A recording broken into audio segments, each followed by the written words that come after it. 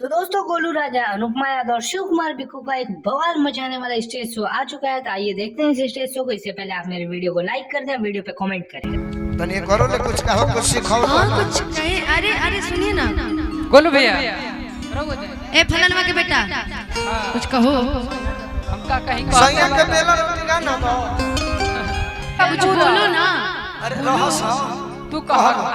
हम यही बात कहिला कि तू भेटा जालू त तहरा के छोड़े के मन ना करे, और कि बिस्तर बिछा के बटोरे के मन ना करे। अरे बाप रे बाप, ये हम अपन बाप के पैसा लेके कहाँ जाए? दे दो ये मेरे अपना, पिताजी हैं। दे दो इनका अनुपमा पतो होके, बाप के पैसा लेके अनुपमा पतो होके दे दो।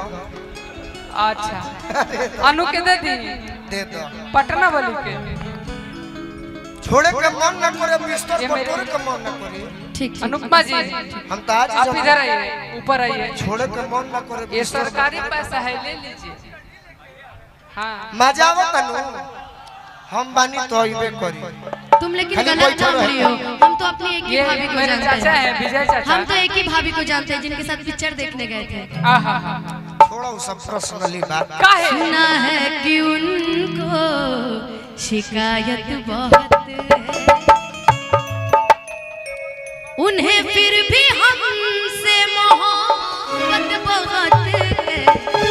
सुना है कि उनको शिकायत बहुत है। सुना है कि उनको चलत रहे अरे के नहीं खे जानत तहरा बारे, बहुत साल बाद के नहीं खे जानत तहरा बारे में, माई बोले वाला रहू तू कुंवारे, माई बोले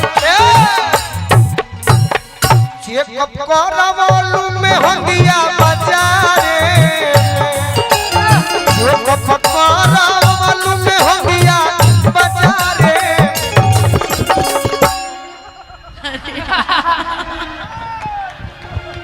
मजा मजा रुआ सब लेवे आई बनी न तो मजा चाहिए।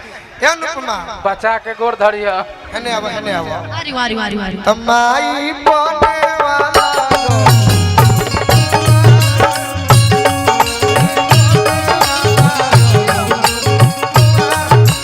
हाय रे हाय रे ए कहो काहे रे दबा तरह से में। हम ही को बस बोल रहे गाओ गाओ गाओ, अपने गा ही नहीं रहे। अरे तो बता हो गंगा के पानी जैसन प्यारे की पपीता। अनुपमा तोहरों में गड़बड़ी हो गई। तो दोस्तों आप लोगों को वीडियो कैसी लगी है कमेंट में नीचे बताएं। अगर वीडियो अच्छी लगी तो वीडियो को लाइक करें। ऐसी वीडियोस को देखने के लिए हमारे चैनल को सब्सक्राइब करें। Thank you.